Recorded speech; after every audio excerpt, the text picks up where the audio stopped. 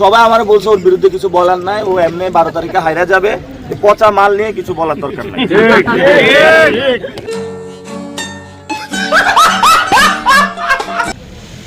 ও এমন একটা চিজ ভারতের সাথে আঘাত করে চলে, পুরা ঢাকাটা একটা সন্ত্রাসী রাজত্ব গড়ে তুলছে।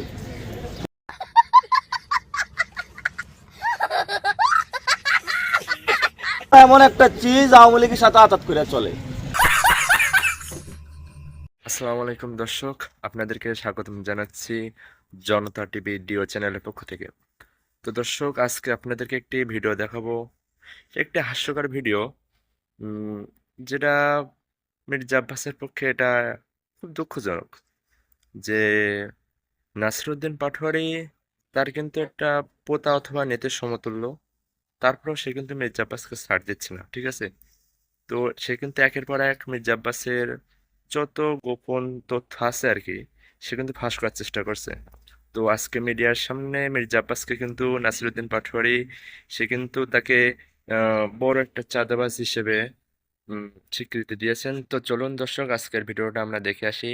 আর আপনি যদি আমাদের চ্যানেলে নতুন হয়ে থাকেন, অবশ্যই আমাদের চ্যানেলটি সাবস্ক্রাইব করবেন এবং আমাদের ভিডিওটি ভালো লাগলে অবশ্যই ভিডিওটিতে লাইক এবং কমেন্ট করবেন।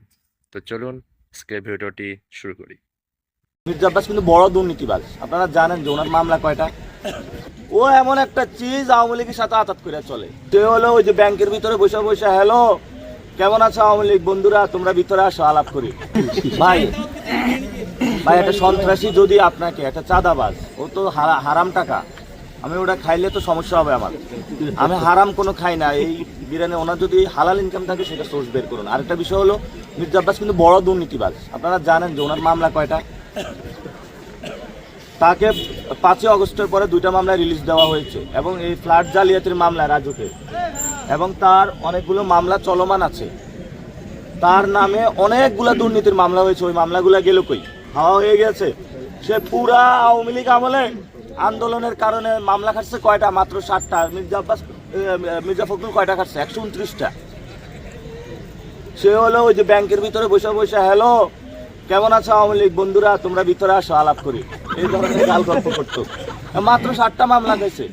ও এমন একটা চিজ আওয়ামী লীগের সাথে আঘাত করে চলে, ও এমন একটা চিজ ভারতের সাথে আঘাত করে চলে, পুরা ঢাকাটা একটা সন্ত্রাসী রাজত্ব গড়ে তুলছে।